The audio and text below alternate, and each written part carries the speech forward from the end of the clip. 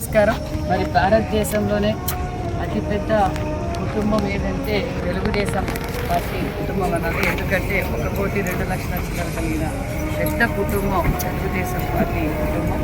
మరి అన్న నందమూరి తారక రామారావు గారు బడుగు బడిగిన వర్గాల కోసం పార్టీ పెట్టిన గొప్ప వ్యక్తి. ఈరోజు తెలుగు రాష్ట్రాలు గర్వంగా సూర్యచంద్రుడు ఉన్నంతకాలం మరవలేని నాయకుడు అన్న నందమూరి తారక రామారావు గారు.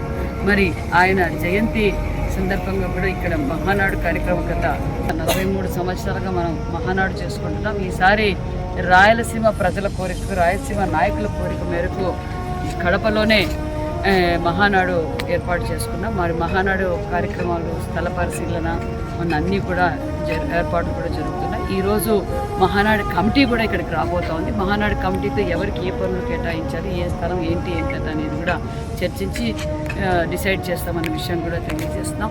ఉత్సాహంగా ముఖ్యంగా రాయలసీమ నాయకులు, యువత కడపలో పెట్టడం చాలా ఆనందంగా ఉంది.